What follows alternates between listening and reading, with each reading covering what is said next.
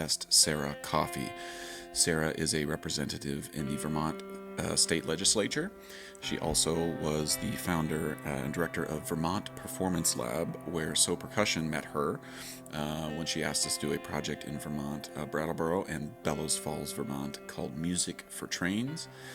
And then she helped to help us workshop our two other original projects, Where We Live and A Gun Show. Sara is a big advocate and community organizer in her local community in Guilford, Vermont. But I think the lessons that she has learned and the things she talks about are things that clearly she's applying to politics now. And she's just a healthy voice that I wish we all could listen to on a daily basis. So without further ado, Representative Sara Coffey. All right, let's gavel this to order. Representative Sara Coffey. It feels very strange to say that. Not, I mean, strange in a good way, but I've known you for almost my entire adult life, it seems, since I joined my adult life didn't start until I joined So Percussion. So 2006 is when I joined, and I feel like we met each other or crossed paths shortly thereafter, maybe like a year later. 2007, I think it was. Right. You were running an organization called Vermont Performance Lab, and So Percussion was one of the artists in residence for a project called Music for Trains, and that's how we crossed paths. And at the time, you were not in the government, the Vermont legislature, but you are now Representative Sara Coffey in the Vermont legislature. And we're not here to talk about music. That could be a whole nother, in art, in curation and arts and all of that stuff. I would love to pick your brain about that. But I reached out to you a couple days to sort of talk to you with my, I don't want to say concerned citizen hat, but let's say genuinely ignorant citizen hat in terms of how government works.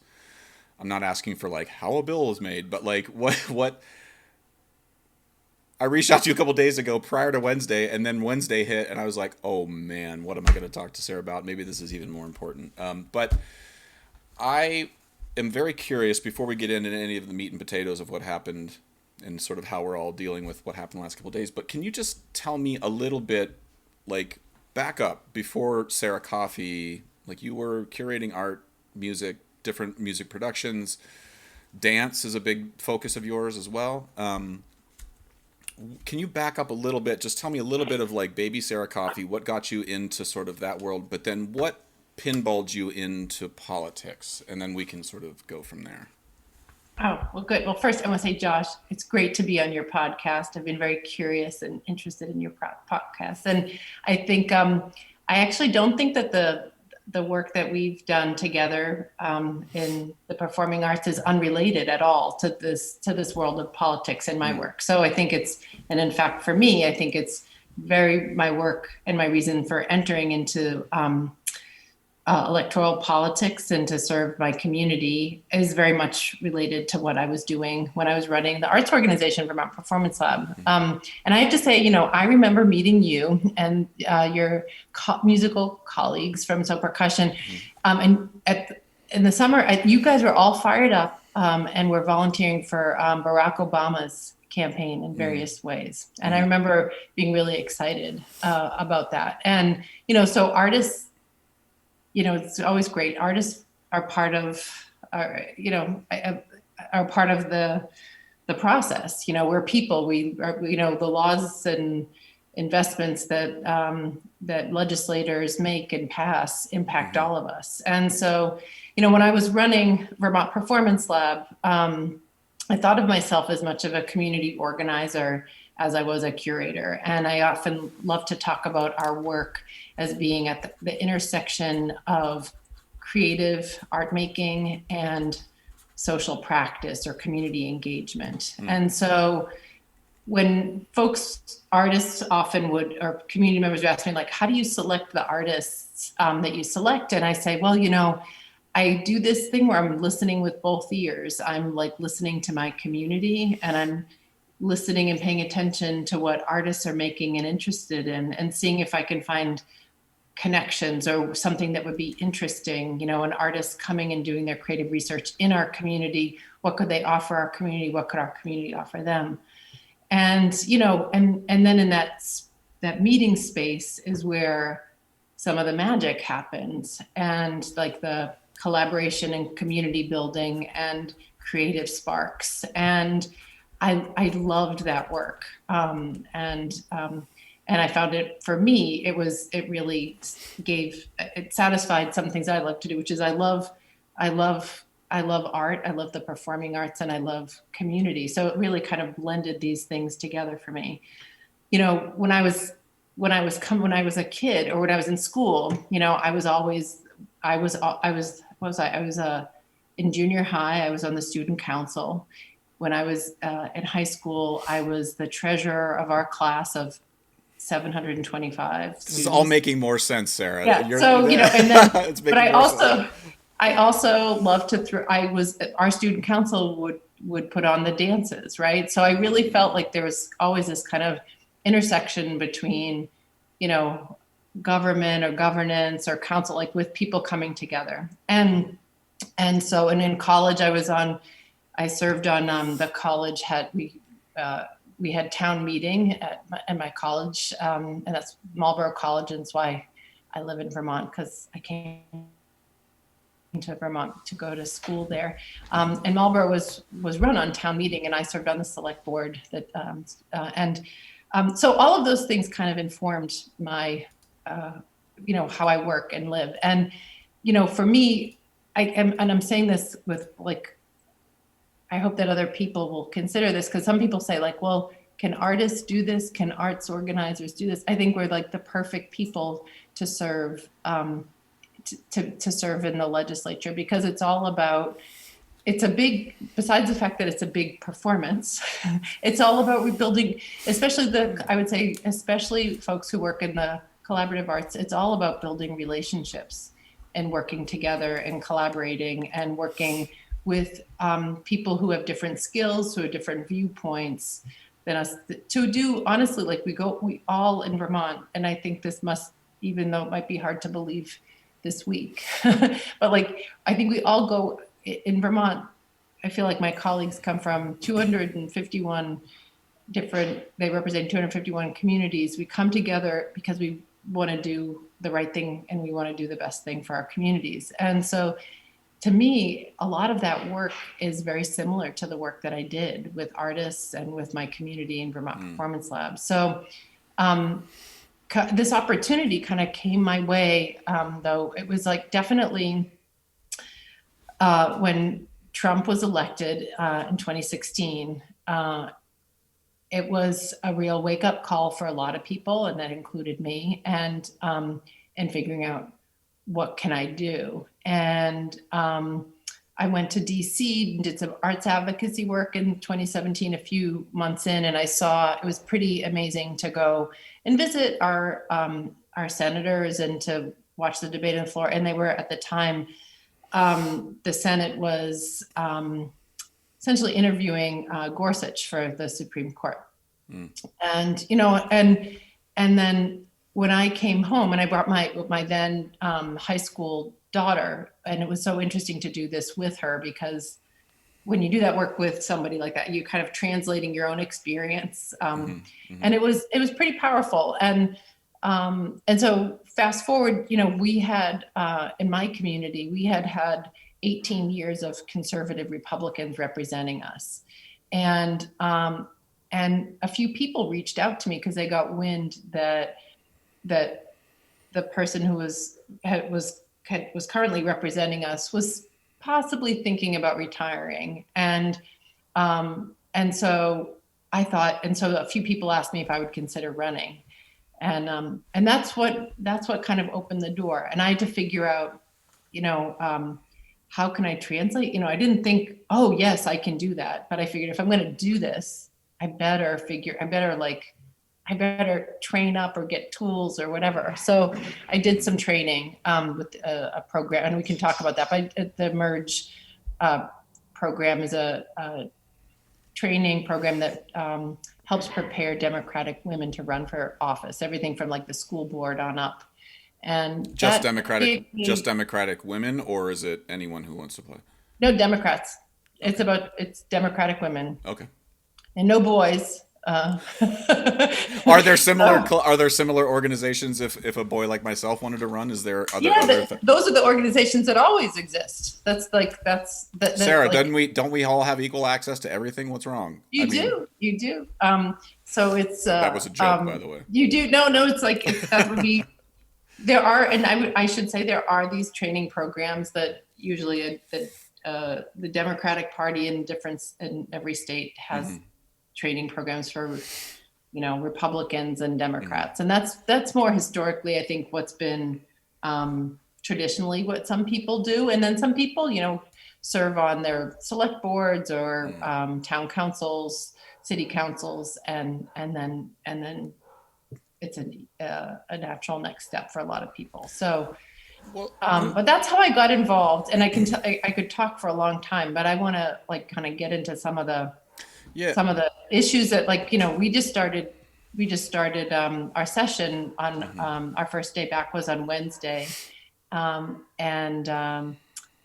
it's a ceremonial. This week is a ceremonial week, and normally we would be in the State House, and in Vermont, our legislature has figured out how to convene remotely with this on opening day.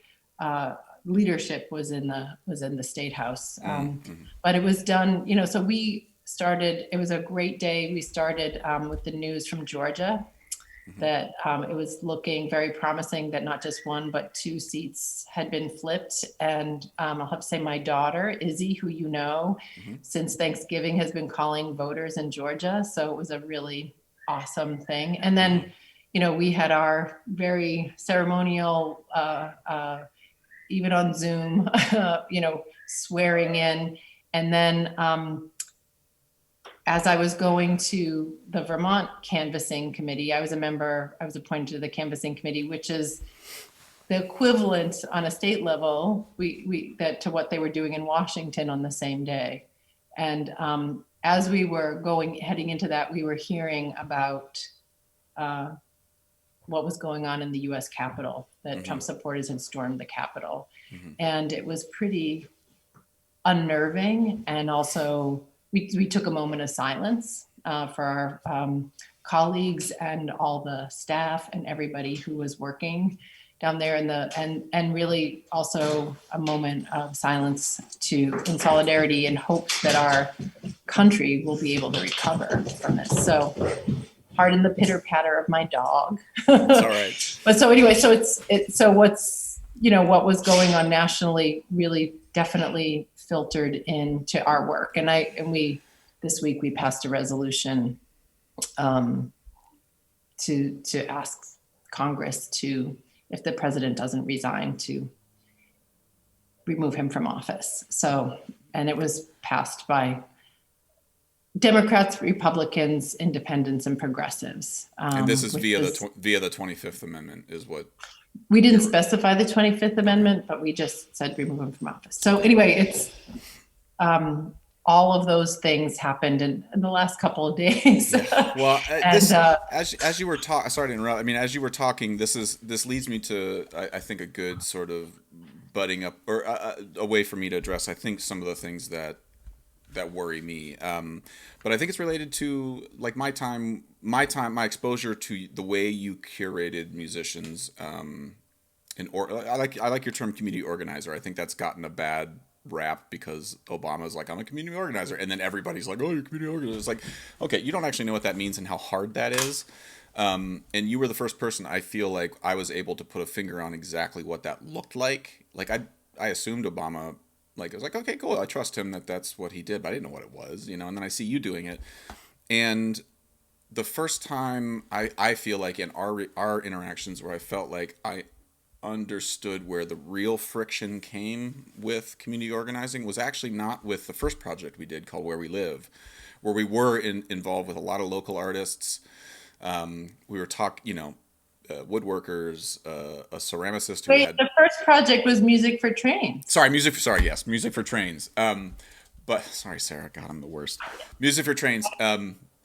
Imagine or Where We Live, and then but the one that really first sort of pushed, I think, my comfort zone and So's comfort zone was a gun show. and you helped us workshop that. And you set up meetings, or you set up a situation where myself, Ain Gordon, and Eric Chaw-Beach could go hunting with people from your community. And we were doing a show about guns, and very few of us had come from a culture where guns were a thing. Guns are much more of a thing in Vermont than they are in, say, Rhode Island. Maybe that's a bit of a broad brush, but gun culture in Vermont, hunting is more of a thing there than it is other places. And I met a cop who we had a very intense discussion with, and I was like 2 feet away from a hunter for like 8 hours as we sort of sat in the woods in the freezing cold, and every once in a while we'd have a discussion, and we talked about the NRA, we talked about all these things, and it was like this feels stupid to say, but it was the first time I was like, oh, these people aren't crazy. Like, you mean you hunt, you own all these guns, you're ex-military, and you're not in the NRA? Talk to me like I'm two. I don't understand you. Like, I don't know. That doesn't exist in the world that I traffic in on a daily basis. I say that just to ask. I want to ask you, now that you're in government, and I want to push back a little bit on this sense that like organizing art is the same as it is as organizing a government, or trying to get people to vote one way or another, or agree, or just even have a conversation. I am curious how you navigate the world of what's happening now, where you represent Republicans and Democrats and libertarians and independents and atheists and people all over the map. You don't get to just walk in a room and say, "We're doing a gun show. Hope it's cool." Like, this is a different thing. You're talking about people's quality of water, the air they drink, like all of these things. How have you felt, if at all, have you noticed it there? What were the things that have surprised you about politics that have been different from, say, working with artists and dealing with things on a very local level like that, where you're making a project come to life? Like, I have to imagine that's different. And we've had a few sidebar conversations where anyway, I don't know. I'm not Well, it forming is my different. question. No, it is different. I guess I would say there's some skill sets that are similar. Okay, all right. While you were not a diva artist, I've worked with some more challenging artists, Jason? but also Dave or Ain, I'm just kidding. But really, I think one of the things that we do, I mean, first of all, it's Vermont. So I represent 4,000 people, which is a lot less than what representatives in Congress, right? The numbers of people that they represent. But so I really, when I drive around my two towns, I feel like I'm represent like these 4,000 souls are my responsibility. And the first 2 years, I felt very, very much so that way. But, in order to get to this position, it's a beautiful process where you have to knock on doors. I knocked on doors and connected with many, I think 1,600 people over the summer and into the fall. And I did it in a way that made sense in my community. Now, my community has, it's true, a diversity of people, not just Republicans, independents, and progressives, but actually people who are really complex. And what I learned when I knocked on those doors is that people are not, you cannot put them in a box. Like, they don't fit neatly into a box. I remember having a conversation with one guy who his son answered the door and was a little startled, and he came out, and he was really a gun supporter. But then the more we talked, the more we realized that actually he was a big second rights supporter, and he was challenging me on where I would stand on those issues. And in Vermont, we had some real movement on some gun bills where historically there hadn't been movement, and it was before I entered into the session. And it happened because there was a thwarted attack that was planned for a school, a shooting in a school, and that just galvanized everybody. And people moved on this. And so when we talked about children and safety, we found this common ground in his driveway. It started out really heated, and then I listened and I talked. And so having those conversations, and then, and I said to him, I don't think we're going to agree on everything, but I hope you'll know I'll listen to you, and I will take in your opinions. And when I'm faced with the testimony and decisions, I'll be thinking about our conversations. And so, and he was very cordial. And then later in the session, when we did deal with some gun issues, we had this exchange, and then he said thank you, because we'd built kind of a relationship in his driveway that day. It's difficult taking all those conversations, but mashing them together. But what I've learned is also that I'm not going to agree with everybody all the time on everything. And, my district is known as a very challenging district, because I have people who are the original hippies, and then people who are like all the way over on the other end, who are very like Trump supporters or whites, very or conservatives. But there are a lot of people in the middle. And I think it's a real challenge. It's a challenging district. And I like the challenge, because I feel like this district keeps me on my toes, and in a way keeps me honest. But I always am very authentic and truthful about where I'm coming from. And I found in the last 2.5 years, I finished up 2 terms, but over the last 2 years, I think people will respect me, even if they don't agree with me all the time, but they know that, somehow that I hope that they know that they can trust me, that I'll kind of be straight with them. So, I've seen how in our little community of Guilford, how we have been able to bring people together across differences to come and find that common ground. Like whether it's like we're trying to figure out our school budget, or we have a fluvial flood ordinance and we need to figure out issues around zoning, or we are trying to rebuild our beloved Grange halls, things like that. So I think for me, I don't know what I would do if I hadn't had this very kind of grassroots experience doing this and building that common ground and trust. It is very similar to the work we have to do in the legislature. And we do it in the committee room. Like a lot of the fanfare or the attention and spotlight is on what we do when it comes to being on the floor. But in that committee room is where what we call like where the sausage is made. And that's like we have Republicans and Democrats together on those committees, and we get to know each other. And you'll hear folks who've been serving, whether it's in Congress or in a state legislature, you build relationships with people, and so you do some of your best work with people who come from another party. Well, can I ask you? Sorry, I'm sorry to interrupt. Can I ask you real quick? I mean, I'm a little jealous of the fact that you get to have such a grassroots. I mean, not that knocking on 1,600 doors is a small feat. No, but it's not 300,000, right? Yeah. No, but I think if we're looking at like a small sample size of like the ideal way people would talk about politics are face to face. In my opinion, that's the only place you can read intent. It's like if you were having that conversation with this person on social media, on Twitter or Facebook, you would have zero idea whether this person was raging mad, like actually, or whether they were just testing you. And it's like you being face to face with them, you could sort of read the room well enough.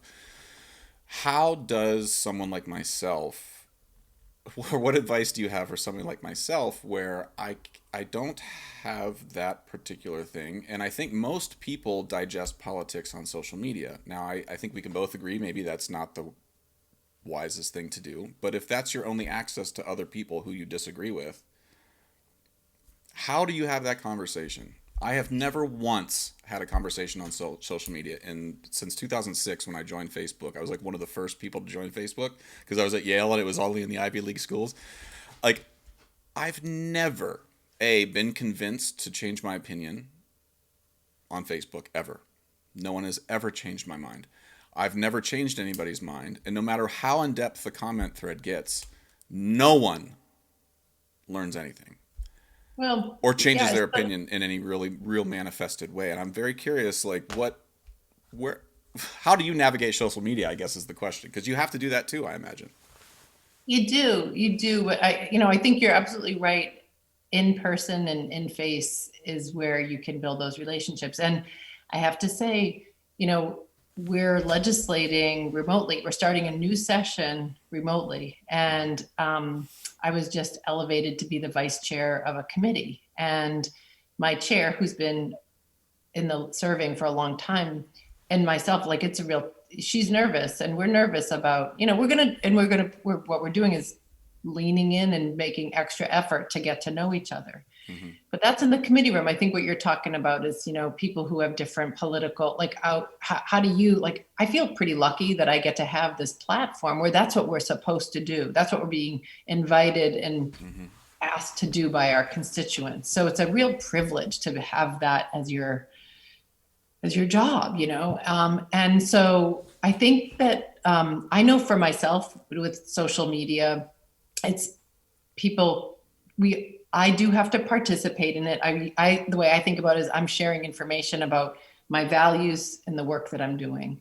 And I usually will say to people, I do not engage in a back and forth debate. I pick up the phone or say, hey, can we have a conversation to talk more, or have an email conversation is not always ideal. But it's about having a back and forth and an engagement. And part of it is, I think, I have to say, like, I don't resolve, not everything is resolved, like where we walk away saying, oh, that was great, but I would be lying to say that I haven't been on the receiving end of some really nasty stuff. Like when I first ran, I was running against a young man who played dirty and was he veiled his, some of his opinions and values.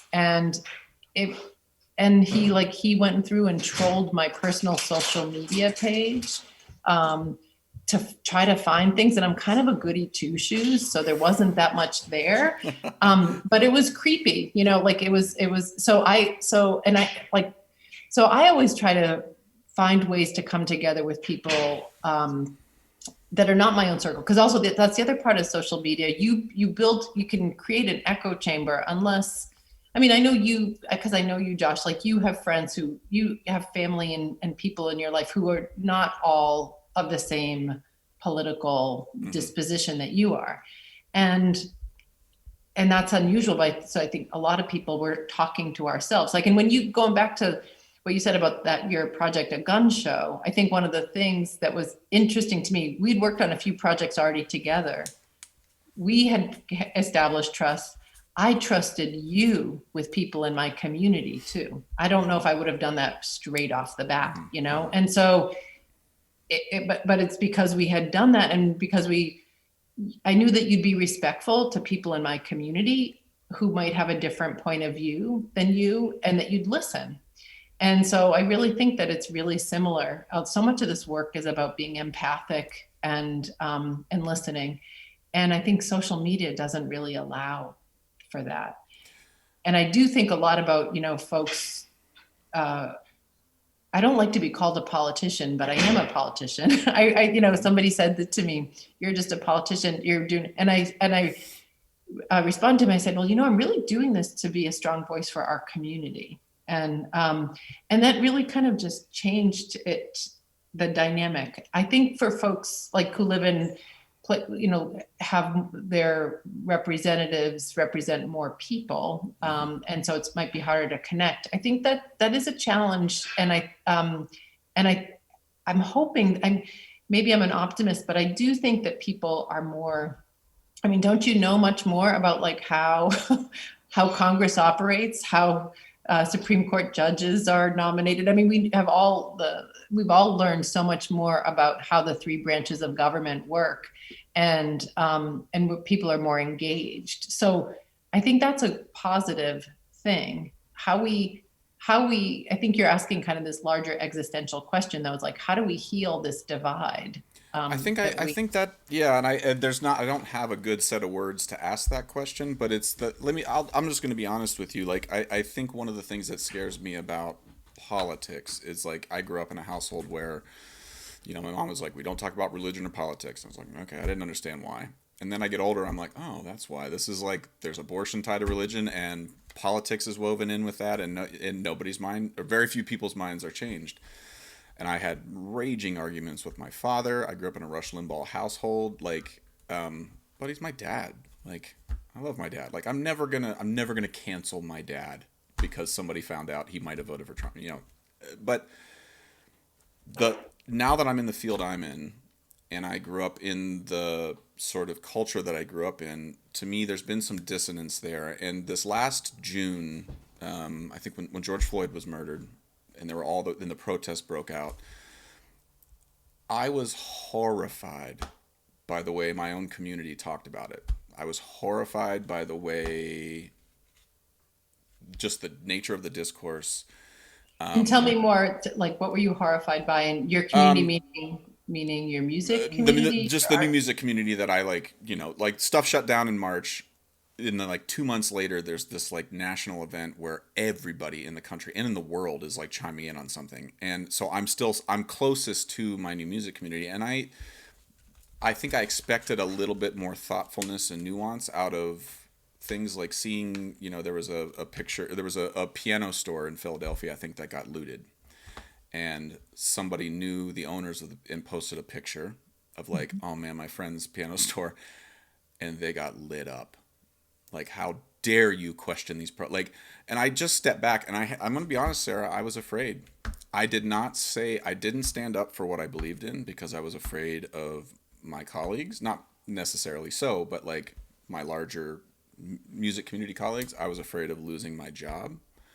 I was afraid of standing up and saying, I actually don't think burning cars is the healthiest solution. I can empathize. I can understand, or at least try to pretend what the anger would feel like, because I am white.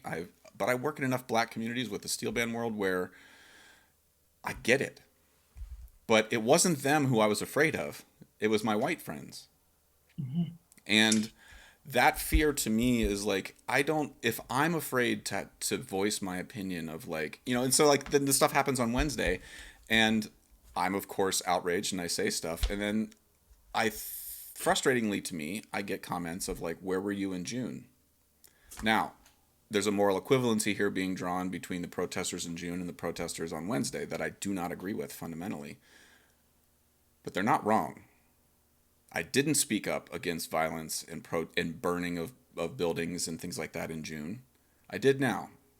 Why was I afraid? Or not, maybe it's not your answer. That's not your problem to answer. But like, how do we move forward if like good people are genuinely terrified of saying anything for fear of their own friends and their own colleagues and losing their job? Like I'm getting called into, I'm getting emails from places I work saying X, Y, and Z is what we're doing. And I don't know how to enter the equation. And it was really stifling and really frustrating for me personally, given that I came from a more conservative household. I don't know how to have this conversation. And I feel like you're the first person I'm really having it with. Well, we're living in a tough time. I mean, I think what you're talking about is cancel culture, right? Right. Where living in Vermont, we're a very white state, like I think second whitest in the second or fourth whitest in the country. And there was a lot of allyship, and support for Black Lives Matter. And it was really exciting to see the support that came out for that. And it galvanized us in the legislature too. And it was exciting to see what happened. And I know I'll just speak for myself, and I empathize because, I think that there are some folks, I've spoken with local leaders who are people of color, and they say, these white folks don't necessarily know how to support us. And they want to be some folks want to be like the super supporter, the perfect supporter. And in fact, this morning I was talking with my son about something kind of similar, like if you weren't protesting enough, like he's in high school, if you aren't protesting enough, like, what does that mean about you? And, I've also... He was asking that question, or you were asking that question? He was asking that question because he was being kind of accused, like, there were kids accused at his school, kind of like calling people out for not being enough. And I do think it is incumbent on us as white people. Like we all have history, like, but with, like my family's all Irish and we experienced a lot of prejudice in Boston, but we don't experience it today, and so I feel like I've been doing like I've been doing a lot of listening. I've been trying to, I'm a member of a number of groups, but in the legislature, it's called the Social Equity Caucus. Mm-hmm. And, I've been slapped down a couple times, and I've also, sorry, my dog is wagging his tail. I'm a big fan of Otis. It's okay. I love Otis. Hold on a second. Hold on. He's hungry. I'm going to have to feed him in a minute. But That's fine. I think that we really do have to. I think it's going to be messy for a while. That's what and for me, I'm much more willing to kind of. Since it's you and me here, like to take it from my friends of color or people of color, but like I'm not as willing to take it from white people who are telling me I'm not being perfect enough. Because I'm doing what I can do, and I'm also learning a tremendous amount. And my own, I thought that I, like a lot of white progressives, think that like, oh, I think I kind of understand it. I'm not a racist, but then, the more you do some work on yourself, reading, participating in different groups, you realize when you look at the history in our country, it's just so clear that this country is built on slavery. Our economy is built on slavery. And many of us have benefited from that. And it's a very hard thing to accept in our white privilege. And I think that it's uncomfortable. And I haven't had the position like I think you're alluding to, that you're afraid of losing your job because of your whiteness, Well, I'm not afraid of losing my job because of my whiteness. I'm afraid of losing my job, or maybe that's a bit of an exaggeration. Like, I don't know that I would necessarily lose my job, but I'm not going to pretend like I don't have terrible anxiety. And again, to me, it's not coming from my hundreds and hundreds of like Caribbean people who I've worked with over the last decade. Zero anxiety from that side of things. It's all coming from my white friends. And I only bring this up. White people are struggling with how to do this. Right, but I feel like they're doing it in the most white way, which is making it all about themselves. And to me, I do bring it up not to sort of be woe is me, because I'm a big boy. I can figure it out. But I do think I do think all of this approach does feed into the chasm that has formed between the left and the right. I think Trump has had a huge wedge part of that. Yeah. But the overarching discussion, like I'm having discussions on a daily basis that when I call people who live in Michigan, they're like, what? Like, these aren't conversations that are happening nationwide on a like universal scale. These are oftentimes very localized, and so again, I'm not saying the conversation shouldn't happen. What I'm saying is they're not. And no one is really addressing that sort of like, no one's willing even to accept the fact that somebody hasn't even heard about anti-racism. If they haven't heard about it, they're a racist. And they're stupid and backwards, and they better get with the program. And when I hear that argument, and then I see what happens on Wednesday, I'm like, you're all surprised? You're surprised someone drove from Knoxville, Tennessee to do what happened on Wednesday? After 4 years of being told they're completely backwards and they're completely idiotic? Now, Trump has had a huge part in that.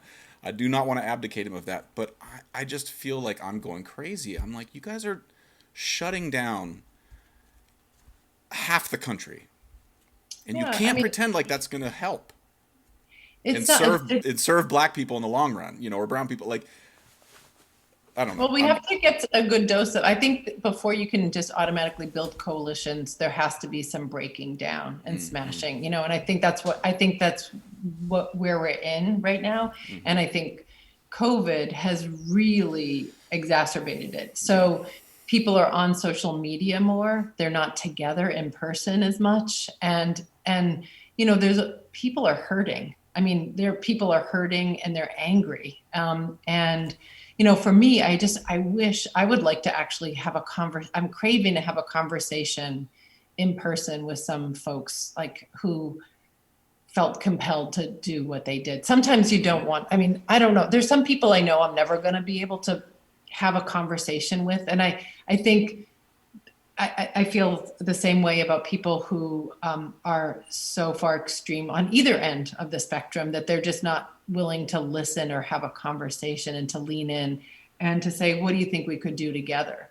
But there's so much in the middle. This is where I'm hopeful. There's so many people in the middle and who can lead. And then there are people who can bring some of those people into the middle. I mean, like, look at what we accomplished with this election. We should really feel like we won back the presidency and we won in Georgia. And it was about neighbors talking to neighbors. And I feel like that's kind of where it's at. Like, it's like making music together.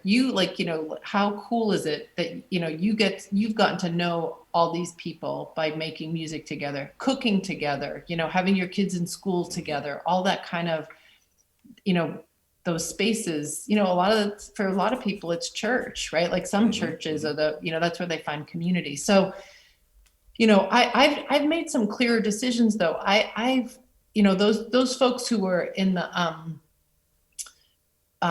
videos that I saw of what was going on in Washington, D.C., people storming into our state capitol in the way that they did, reminded me of some people I see who storm into the State House in Vermont when we've had hearings on gun rights. And, for me, the first 2 years of those, they happened the first 2 years I was there. And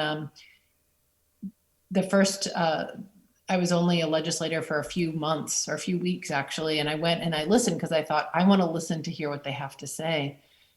But those folks were threatening. They actually were very threatening. And then when they continued to come back, I thought, oh, my goodness, like, I don't know if I can hear what they're saying when they're being threatening. And for the same reason, like, it makes it difficult. Doesn't it make it difficult when people tell you you're stupid or that you don't you can't open your heart that way. And I think to do this work, this is like some of the toughest work that we could do. I think we have to open our hearts in a big way. Like seeing that poor, I'm going to say that poor woman who was shot in the neck and was killed trying to climb through the window into the speaker's lobby.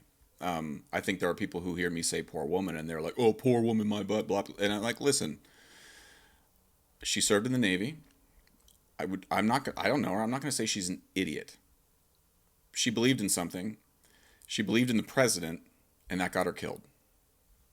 Well, so, I would push back on you a little bit. Do. They were I mean, what they did was wrong. If they had been if they had brown skin, they would have been, if they had been brown skin or black, there would have been a really different response. We know that. So I feel like, you know what, I want to have empathy for people, but I also don't want to excuse them. Just like I don't feel like I want people to have empathy for me when I'm being, like if I'm being misguided, but I think it's important to also recognize when people are breaking the law, when they're doing something wrong, so.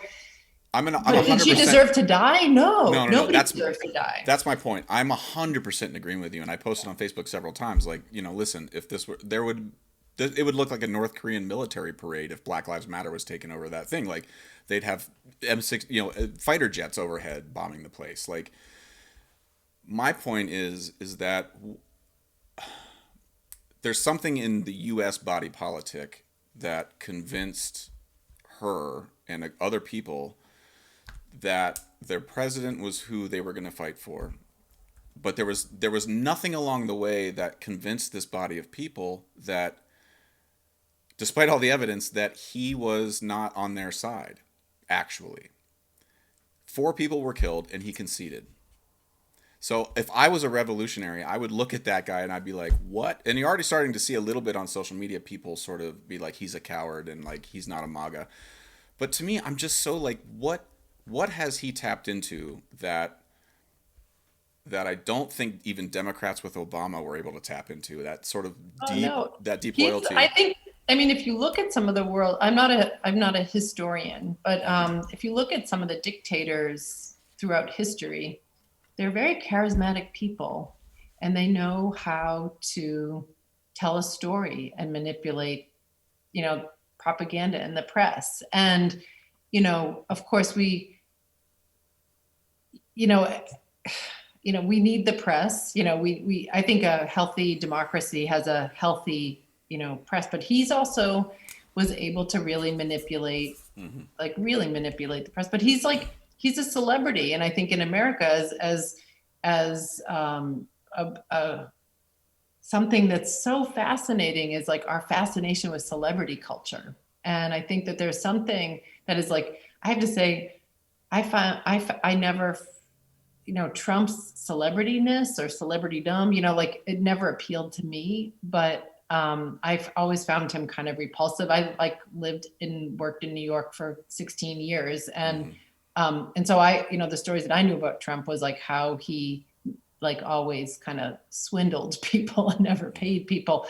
And so for me, I'm with you, Josh, in that like, I don't really understand how the working person, like the worker, like is benefiting from this president. But there's something I think that some people must see in him, and it's being, and some people are stoking fear.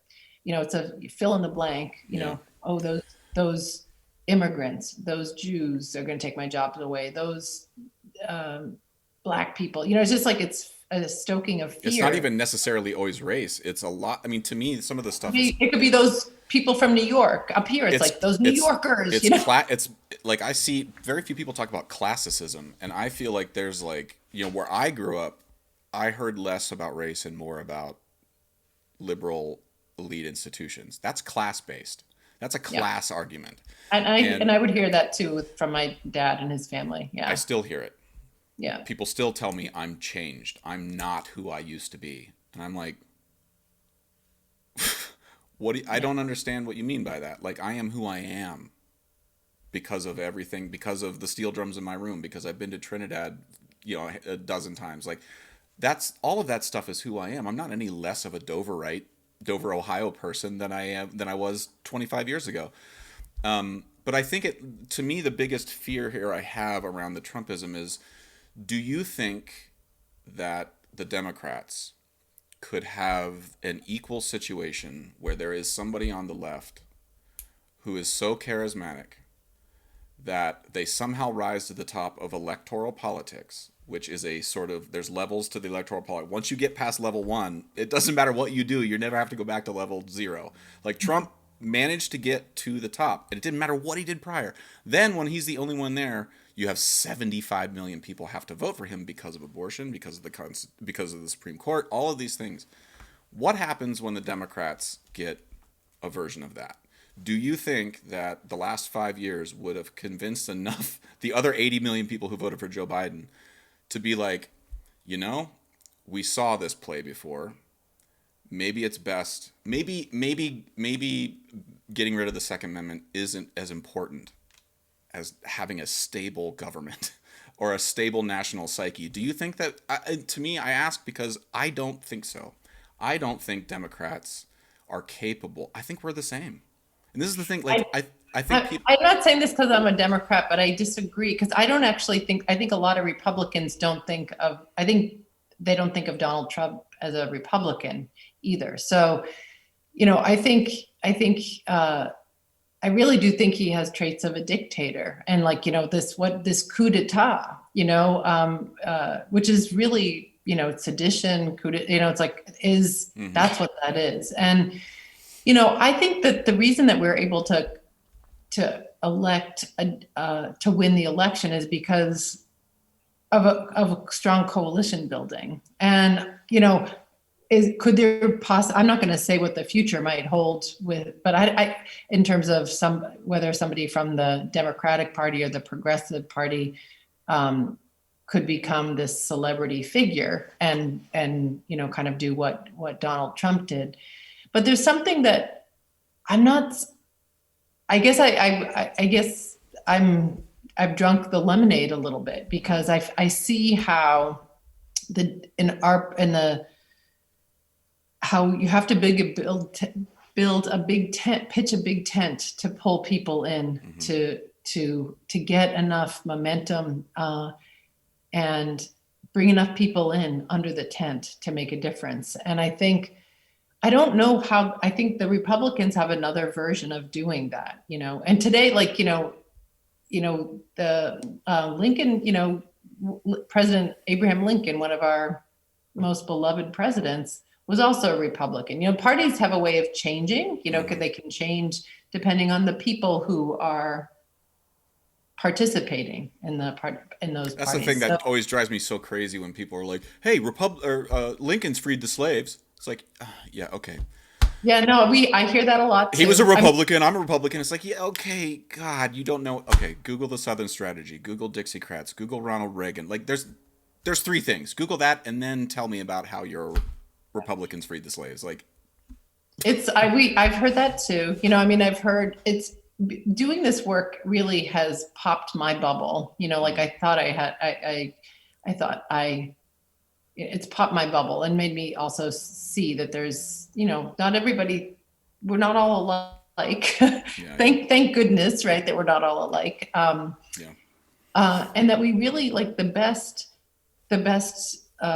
at least in the policy world, which is the legislative world that I'm in, is like the best policies come out when we all contribute to it. Like, when we find it, and it's a creative solutions. It's, listening to each other. It doesn't necessarily mean coming into the center, but it means giving and taking.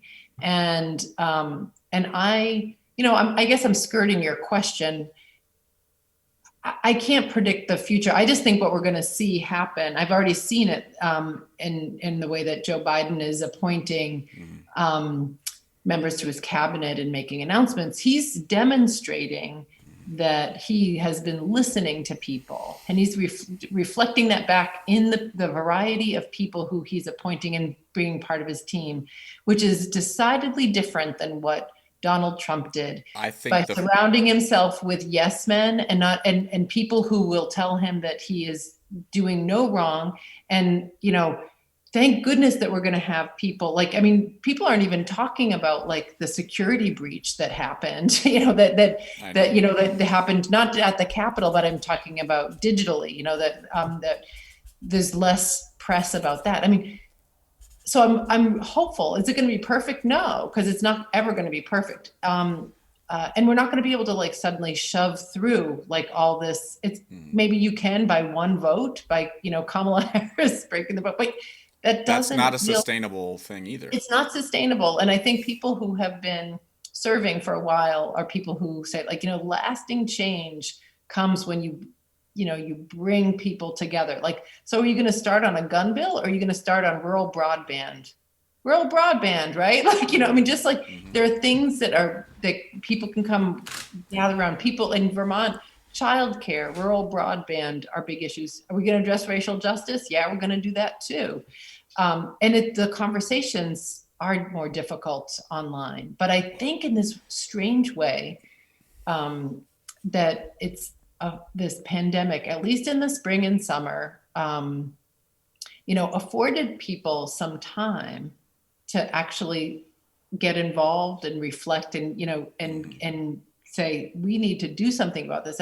Many of the organizers were kind of like shocked. What happened in May and then in the summer was not it was white allies coming out, right? And that was kind of shocking to a lot of people to see that. And it's exciting. And it's also, we got to bring those people along. And, and we also, I'll say this as a white person, like I'm looking to these leaders, like BIPOC leaders, that we're using these acronyms now, Black, Indigenous, people of color, right? Like, we have to do some listening and let them, kind of come in and lead. Cause I'll even say for myself, like, I sometimes I think I'm like, oh, I know what a racial equity lens would be like. It's like, I have to stop and shut up and listen and get out of the way. And then know how and when to come back in. And I think I've been thinking about it a lot because of the work that we're trying to do in Vermont. It's messy right now. It's heightened and it's messy.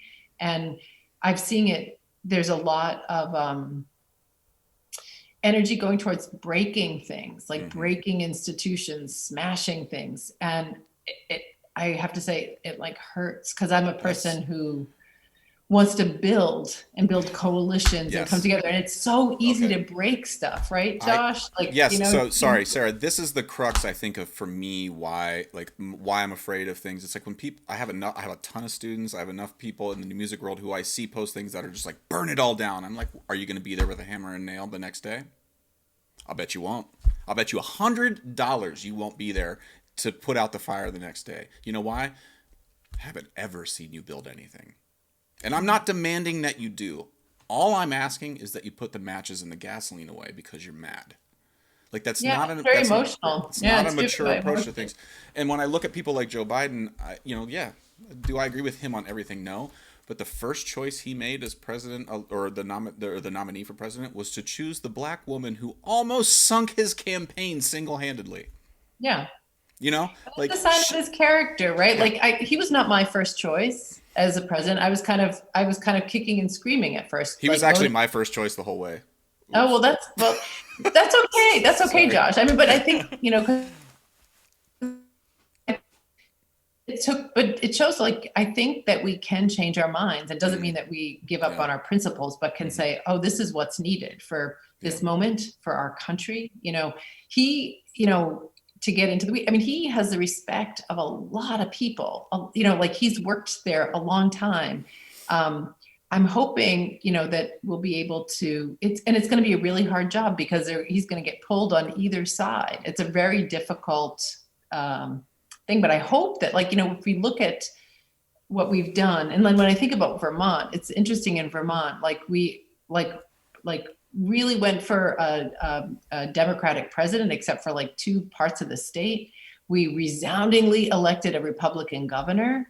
And then we have a patchwork of other, a real diversity.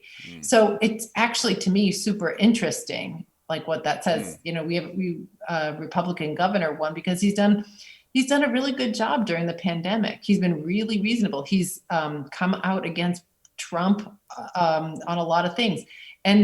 And the Republican Party in Vermont has also become more Trumpian. And so he is working against his party on some things.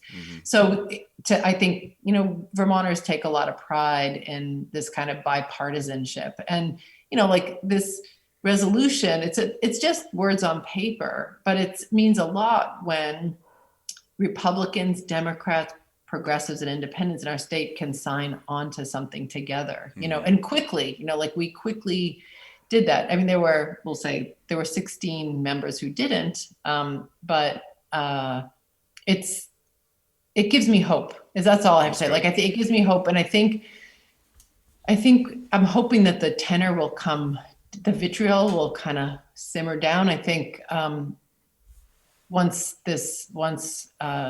he leaves office, I don't think it's going to be over.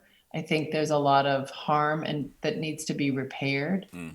I don't know. I mean, I think I can only be hopeful because otherwise I would be very, very, very sad. Well, maybe that's why I'll be the sad part. I'm over here. I'll be your sad friend, and then you can be hopeful, and then you can. Well, I'll learn from. Well, let me ask you one more question, and then I'll let you go feed your dog. And this is more of a sort of hypothetical down the road for somebody like myself, who the prospects of getting into politics. I had somebody tell me the other day, they're like, "Oh, you're really great at having a conversation. You should join the local school board, or you should join the city council." And my first reaction is, I can't afford it. I don't have the time. Let alone the fear I have of just being lit on fire by my constituents. What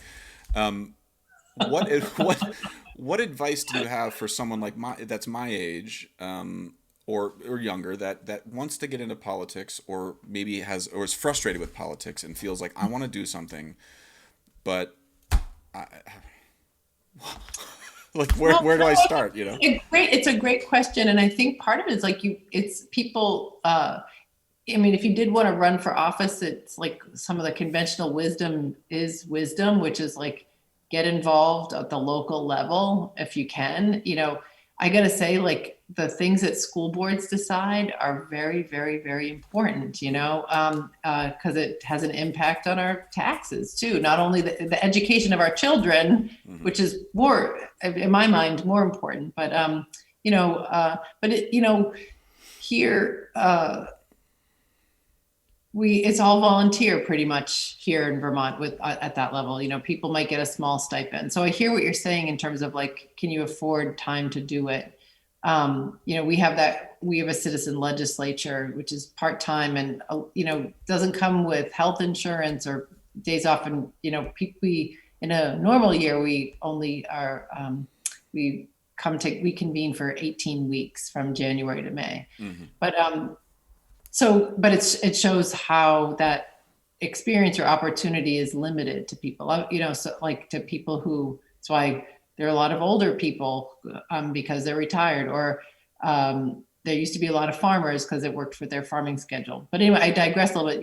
You're like, I think that find something that you love to do and follow it, like that you love to do. Whether it's, I know that you play music, like, and if you're looking for volunteer work, it's giving, but we all know that you receive when you get that, and what I'm hearing you say is that, to have another experience. I mean, you might decide that being involved in electoral politics is not where you want to be, but you'd Hmm. rather work with kids in an after school program, Hmm. once a week or something, or that you want to become part of an activist group that lobbies or is, working to lobby legislators for a particular issue.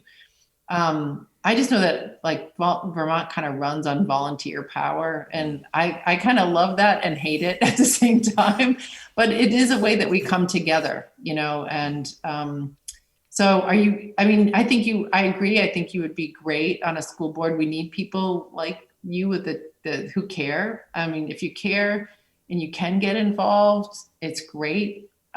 It's kind of, I feel like that's kind of what I had to do, because there was this older conservative dude representing me, and I just was like, I don't think I want that anymore. So I had to kind of get out of my comfort zone and do it. And some days, I'll be honest, I wonder, like, is this really what I should what I should be doing? There's some good days and bad days, but when you do, the other thing I think that you're alluding to is like how your life becomes public, like how suddenly you move into the public realm. And You become in the eyes of a lot of enough people, you're a lizard person all of a sudden.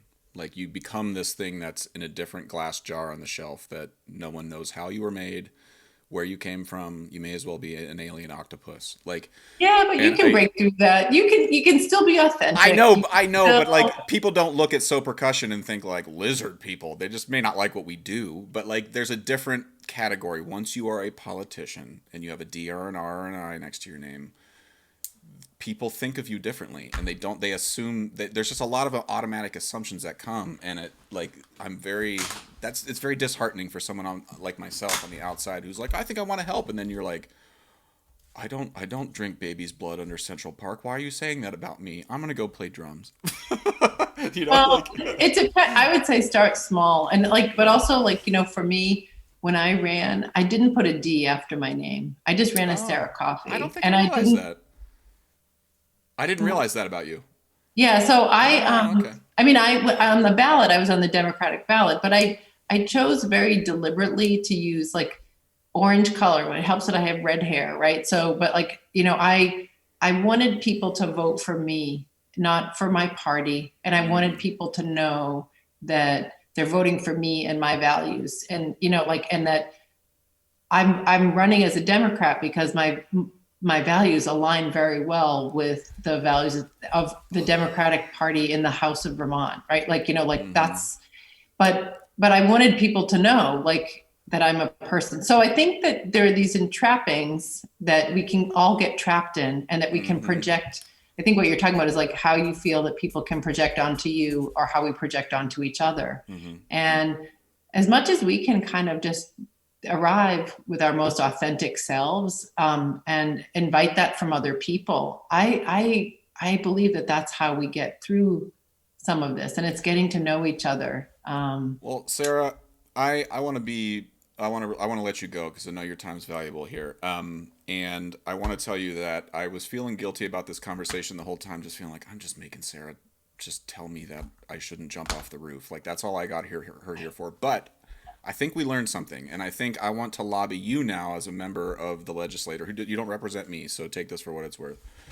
I think there needs to be a law passed that all political ads are not allowed to reveal the party you are a member of. It's I think interesting. Yeah. if you just had to run on your ideas and you were never allowed to say, like I think in like England, I don't think you're allowed to advertise politics on like 2 weeks leading up to the election or something. It's illegal to run political ads. Now Well, that would we got to take money out of politics. I right. mean, it's because, you know, it's easy for me to say that in Vermont because like down here, there's just not that much of a media market in the southern part. You know, like I had to go knock on doors, Right. and I'm so grateful that that's what I had to do.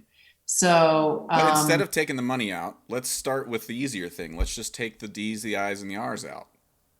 Like yeah, take I that off think the sign, and then let's see how much the conversations change. How long it takes before someone's like, "Wait a minute, you're a Democrat." Wait a minute. Like if you didn't find out about that until you walked into the ballot booth, do you honestly think people would be like, "Well, wait a minute. well, Now Sara that's such Coffey an has." interesting question because well, I you know that I think that's like a little bit of a stumper because I kind of like your idea, and then I'm going like, but how would that work? Like, how would that, you know, I don't know how that would work. Yeah. Um, but I kind That of like, I mean, I think you find candidates who present themselves in different ways. I mean, hopefully people run on issues, not just by their party, but we know that that's not true all the time. yeah, yeah. So, I just would love to see, more people able to run for office and we're lucky in Vermont that we don't have to raise big money to run our campaigns. But I think removing some of the barriers, which is like providing people with health insurance and a livable salary to serve in office. Like in New Hampshire, do you know how much legislators make in New Hampshire? $100 a year. So who gets to do that work, right? You know, so, and there are many other examples. So I just think like having more regular people or a variety of people who are able to serve would be more authentic representation. And also, you know, there's legislation that's been, you know, to put a cap on spending, but also to give candidates, national candidates money, right? Like that they have a equal pot of money. Yeah. You know, I think to give people the resources to get their word out at a national level, it's crazy how much I've heard money. arguments around like rather than doing UBI, Universal Basic Income, giving everybody 100 government bucks that they can give to any campaign they want. Yeah, You I've don't heard stuff like that. you don't Yeah. have to give it. You don't have to use it. But everybody in this country, from the person greeting people at Walmart all the way up to you, you only get 100 bucks. And that's Yeah. what, and you can't contribute it. Like Sara Coffey, doesn't matter how much money you have. You can't give any more than that $100. And Yeah. like that to me seems, I mean, whatever. I don't know really what I'm talking about, but that seems like an interesting solution. But Sarah, I really appreciate your time. Well, it's great talking to you, Josh. I love it that you care so much. And I think that you would be great on that school board. That's what I'm going to say. Well, I will take that for what it's worth, and it's worth a lot to me that you say it. So, Sarah, is there where can folks, if they listen to this and want to learn more about like the work you're doing and your committees, and where they can learn about the work that you're doing in the legislature, where can they find you? Sure. So like I have a couple places. I have a website, saracoffeyvermont.com. But really the Vermont legislature has a great website. And I have a Facebook page for, you know, Sara Coffey State Rep. But, you know, and it'd be kind of cool. I would love to hear from people who might be listening. And I just really want to encourage more people to think about getting engaged and involved. So I'm going to start with you, Josh. And I hope that folks will do it, because if we can be the change we want to see, and Well, we can be part of the solution. I will take 51% responsibility of this collaboration, Sarah, just like I've taken that same percentage of everything else we've collaborated on. I just need you to poke me with a sharp stick every now and again and be like, where's that budget? Where's your stage plot? Whatever it is, you just Here's keep your campaign plan. That's what Yeah, I'm going to where's be. your campaign plan? Well, Sarah, I'll let you go. Thank you so much for your time. Be safe and stay healthy, and please tell your family I love them. You And too. I Send, hope to chat yes, soon. you take care too, and keep playing music. Will do. Thank you, Sarah. I love you. All right. Bye. Bye. Okay, I hope you enjoyed that conversation. This podcast is brought to you by Liquid Drum, liquiddrum.com down in Waco, Texas. My good friend Todd Meehan runs an amazing percussion company down there. Great merch, great content. Check him out, liquiddrum.com. Also, Kyle Dunleavy, dunleavypans.com, DUNLEAVY pans.com. Kyle Dunleavy makes and builds all the steel drums that I perform and teach on in So Percussion, as well as at NYU and Princeton. He's an amazing tuner, builder, just a really nice guy, very dependable. Check him out. If you are interested at all in steel pan advocacy, want to learn more about the goings-on in pan in Brooklyn, check out paninmotion.com. My good friend Kendall Williams, Jerry Guy, Trisha Guy, and Arisha John run an amazing organization called paninmotion.com. Check them out. And finally, Alejandro Mirage runs an amazing clothing apparel company in Brooklyn that is steel pan centric. You can check him out at mangochow, CHOW, clothing.com. I own a bunch of his shirts. They're amazing, very stylish, beautifully made. Check them out. mangochowclothing.com. Okay, hope you're well. Talk to you soon.